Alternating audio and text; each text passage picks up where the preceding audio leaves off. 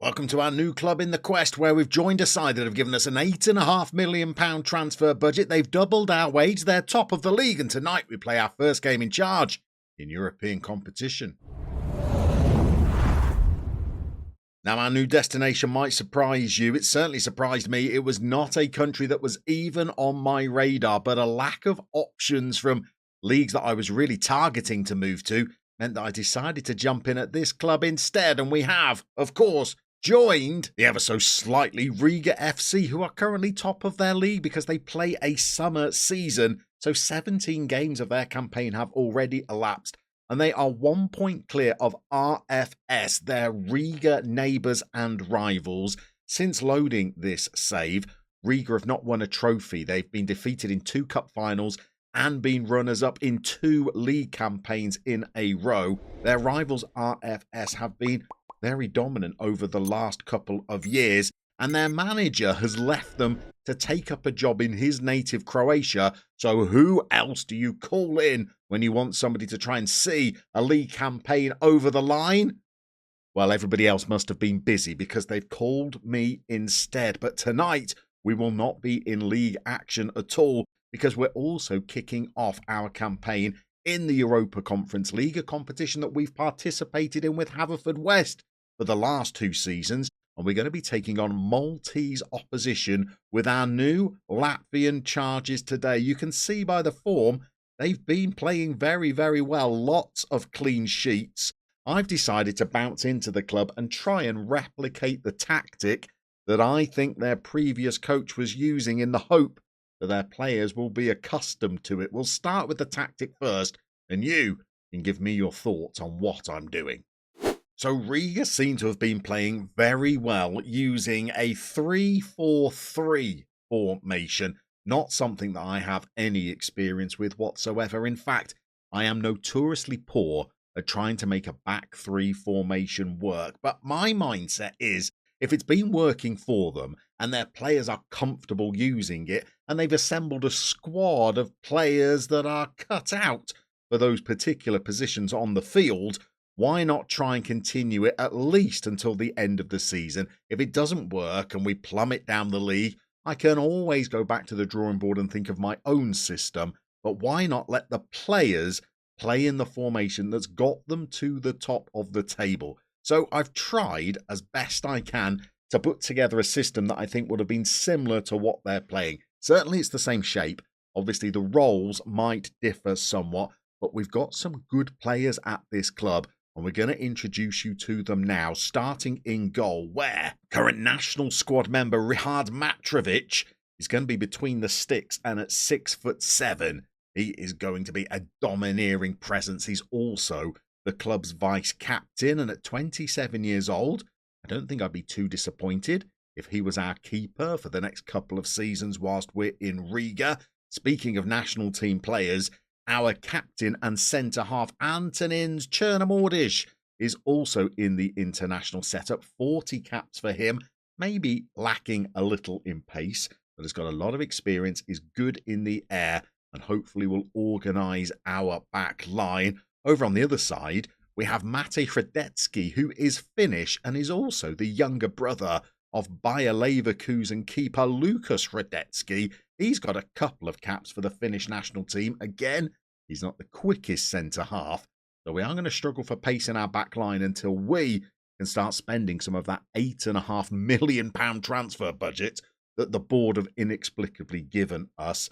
But in other areas, he looks like a decent defender as well. And then to compensate for how slow those players are, we're also going to play Bachir Ngom, a Senegalese centre-half who was on the transfer list when we arrived just a day or so ago. But he's very quick, and the marking, tackling and positioning are good. So hopefully on a cover duty, he might be able to compensate for some of the errors that his teammates might make. We don't have the strongest defence. That continues a little bit at wing back, where our best option on the right is a Norwegian, Armand Mullahagen. Reasonably quick, but some of the other physicals like the jumping reach and the strength are not that great. Mentally looks fine. Technically looks just about there. Can also go and cover over on the left side as well. But we've on the left side got Gabriel Stepinac steps to his teammates. He could be our Rodeo Romeo for sure up and down that left-hand flank, or it could end in tragedy. But physically looks very, very good. Mentally, drops off a touch. Technically, it drops off a little more. And then in central midfield, we're going to play a brace of defensive midfielders. Personally, I'd have liked to have bought some midfielders a little bit further forward to be perhaps a bit more of a progressive side, but that's not the system they were playing before. So I'm going to try and recreate that with the roles that I'm asking the players to use. A ball-winning midfielder who's going to push up, and a segundo volante who's going to join the attack. We'll start with the ball-winning midfielder. I think this might be our best central defender, and I could always move Radetzky in to be the defensive midfielder and bring Baba Musa back in the defence because I like how quick he is, but he's also good in the air and strong, and the heading, marking, tackling, positioning are acceptable. I'm going to try and deploy them as a ball-winning midfielder today in Europe against our Maltese opponents.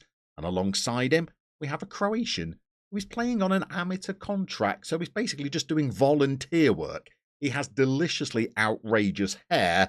He's not a bad player, old Vinko Skribin. Scribsy to his teammates.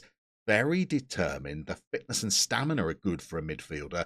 The teamwork is decent, and the passing and vision is not outrageously bad. So we are going to play Scribsy today, but full disclosure, a little transfer bid has already gone in for Harry Brook. I think it's going to cost us about £10,000. He wasn't that interested in moving to Latvia, so we're probably paying him a wage a little bit above beyond what his level should command. But I think he would be our strongest central midfielder were he to come in. And if you have a look at the star ratings of our players, you'll see that in goal, we've got good options. In central defence, we've got reasonable options. But across the midfield, we are slightly weaker until we get to those attacking three positions, which we're going to show you now. But hopefully Brook could come in and give us a more solid option in the centre of the park. Going further forward, we have a Dane, Christian Kukkgaard, who is quick and has got good dribbling and finishing and first touch and off-the-ball movement and flair.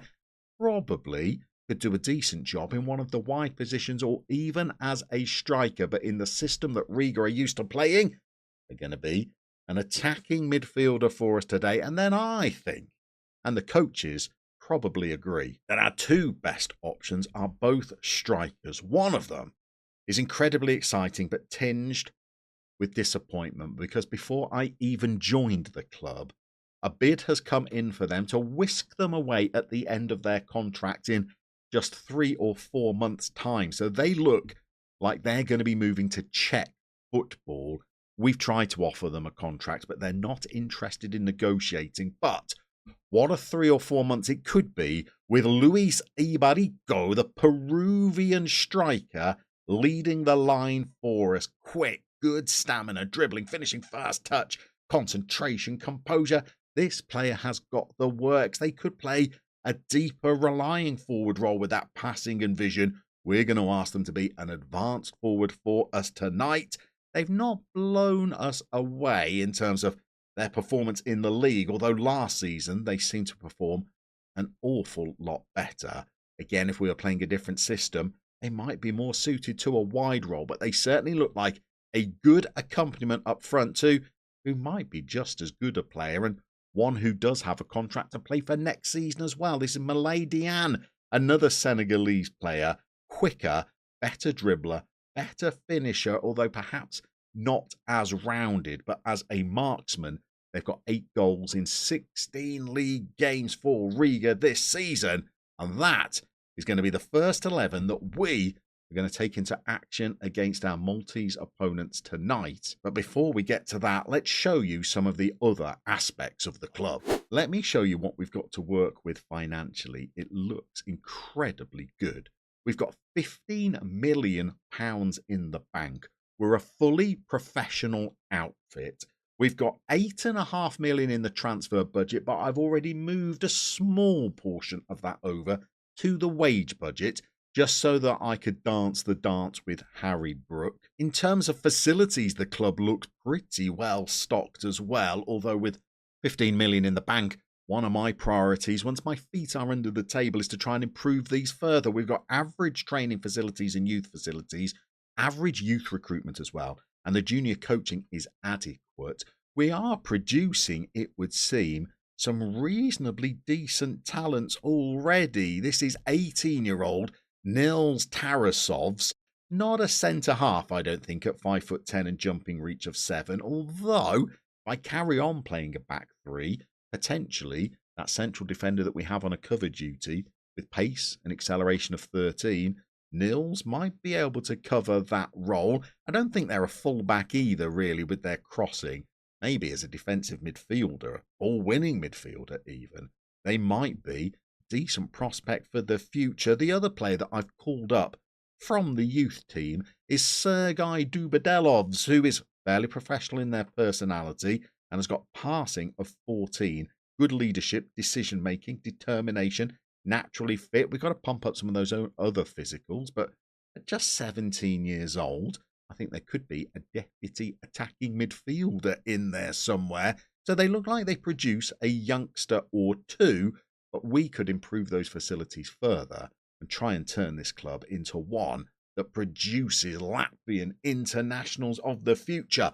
I was very attracted to this club purely because of the money and because Latvia seems like a country where there is a bit more parity than there was in the Welsh League that we were in. Doesn't look like there is a TNS that just dominate the game, so I'm hoping that we might be able to guide Riga to glory, and it all starts tonight as we begin our European campaign. So if you've ever managed in Latvia, give me your stories down in the comments below. Is it as competitive a league as I'm thinking it is, or have I misread the situation? Do you think that maybe at Riga we might be able to jump in and win a couple of trophies and boost our reputation? How big is that rivalry with our other Riga neighbours, RFS? Are they a strong side, or do we have hopes of trying to beat them in our quest to become champions in our first season? It's taken us just 5 minutes to take the lead away in Malta this evening. We've got a corner that's gone into the near post, and there is our international centre-half and captain who powers a header past their goalkeeper. That's the ideal start. The players are none too impressed that I've arrived. Fortunately, I speak no Latvian currently, so I was just able to stand there motionless and shrug my shoulders. But we're coming forward again through Stepinac. There's Baba Musa, and there is Scribsy playing for free. This is just philanthropic work for Scribsy, but he's pounced on a ball that was on the edge of the area, and he's curled us into a 2-0 lead early. The other thing I'm desperate for your opinions on is what you make of our system. Am I doing the right thing, do you think, by staying with the tactic that Riga have been playing under their previous boss? As a Birmingham City fan, I'm perhaps scarred by our managerial appointment of Wayne Rooney and how he tried to change everything when he came in, and we went from 6th in the table to 20th. So I've tried to keep it as similar as I could to what the previous incumbent was using. As our Maltese opponents get a goal back, I thought this might be a bit of a procession, having scored twice early. But they're back in the game, and our international goalkeeper, well, he looked a little bit lost there as the ball floated over him. He didn't even raise his paws to try and claim the ball. But we're going to need a new attacking midfielder, I think, for the second half. It's corner time again. We send one in. Sultana heads it away. Scribsy, though. Goodness me, this player plays for free. He's got the most delicious haircut in the world, and he's got 2 goals on our first night in charge as Riga boss. Sultana is their current captain. He's their current captain. But Scribsy fires us in to a 3-1 lead. We're not done yet. 32 minutes, we come forward again. Scribsy's involved. That Segundo Volante does like getting forward. And here's Radetsky to Baba Musa. Again, give me your thoughts on Baba Musa. I'm playing them as the ball-winning midfielder. Should I move them back into the defence? Are we a little bit slow in that area? We've made it 4, you know. Here's the Peruvian, the player that's probably going to leave us, so don't get too attached to Luis Ibarrizo. I might have given that a bit more of a Croatian lilt than I should have done. It's a good header. Flies past Zarafa in the goal. And we're 4-1 up and looking very comfortable. Maybe this system has legs after all. Matrovic looks a little bit more assured claiming that ball than he did earlier on in the game. He bowls it out to Ngoma. Here is Babs into the injured Kierkegaard. We're going to have to work out who we're going to play as his deputy. And there is Stake Diane up front. Fires one just over the bar. I don't think this first half could have gone too much better as Scribsy picks the ball in midfield and we're coming again. And here is Diani and he's made it 5 on the night. We have looked really strong. Maybe by recreating the tactic that they were playing previously, we've stumbled upon something that might work for us this season, or maybe our Maltese opponents are not at the same strength as we're going to be facing in the Latvian top flight. But Diani scores his first of the night. Both of our strikers have now scored, as well as our captain, and a couple of strikes from Scribsy as well. And we're looking pretty strong. And Gom could have let that go back to the goalkeeper. Instead, he heads it away. Now it's back with Matrovic. And here is our left back, Stepinac. Brings it forward. 5, 6, 7, 8. Gives the ball away, unfortunately, Stepsy. And now he's got to try and get back into position. Scribsy's on the case, trying to hunt it down. We eventually win it in the midfield. And here is the Scribs. He probes. He sends a ball forward. Diane's in. We've scored 6 in a half. Just looking for a flag. It's not coming. We have scored 6. Oh, it's because VAR is in play. It's awarded anyway. That's 2 on the night for Diane. Scribsy pulling all the strings back there. The strikers link up and he just passes it into the corner of the net. What a first half we've had. So in traditional FM24 style, I'm not expecting the second half to be anywhere near as profitable as the first. It's probably going to finish 6-3. We have taken our Danish attacking midfielder off, who'd picked up a knock. We've brought on another Latvian player, a 30-year-old called Stuglis, in their place. Just before we played this game, a club came in to try and sign Stuglis at the end of his contract. And I think we're going to let him leave.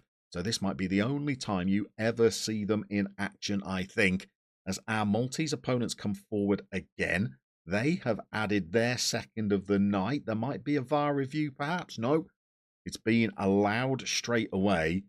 I think it showed that we are a little vulnerable at the back. We've got numbers back there, but they look a little bit fearful of making the challenge. People shielding their faces as the ball comes in along the ground is never a good sign. Our goalkeeper also looks a little bit woeful positionally there, so we'll have to keep an eye on that. Neither Hradetsky or Ngom are playing well, and our captain's on a 7.4, but they have scored.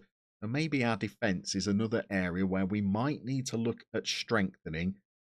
Maybe we could do that by moving Baba Musa back there if we bring in midfield reinforcements as well. Are we going to get a 7th on the night, or is the second half going to be a little bit of a bust? Kevin Muscat gets the ball forward. Easy for you to say. He's on the ball again now, Muscat. Sends it forward. We play a little succession of headers. Once more it continues. And here is Stuglis. Gets the ball back to Ngom. Out to Stepsy. And he's off. And he's still going. And he's not the quickest, but he gets it to Ibaricho. And here is Stuglis. And I said, don't get used to him. You might not see much of him. He's got a goal in our first game in charge. Maybe I'll go back and take another look at him. Maybe a cheeky one-year deal might be in order, although looking at his attributes, I think we'll be able to build stronger than there. Another thing, if you've ever played in Latvia that you can let me know down in the comments, by the way, is how easy is it to sign Latvians that are as good as the foreign talent that you're bringing into the league? And is it more fruitful to try and produce your own, or do you have hopes of being able to sign from other Latvian clubs players that can still be of use to you in the first team? I think we've got a foreigner limit in Latvia of 15 players. So obviously we'll need another 5 to 10 Latvians to make our full squad. So if you've ever managed in this nation, how profitable will it be to look around the Latvian league to try and find quality signings?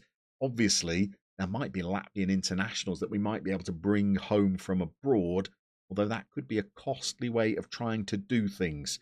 As they score a penalty, which makes it 7-3 on the night, and on 74 minutes, I think it's high time that I start making some substitutions and start freshening things up. So I have brought some fresh legs on, and that has included moving Baba Musa back into the defence for the end of this game to try and stiffen us up a little. It certainly flowed or stemmed the flow of the highlights until we get to 90 minutes. Kevin Muscat throws the ball in, and he sent a ball into the box. And is this going to finish 7-4?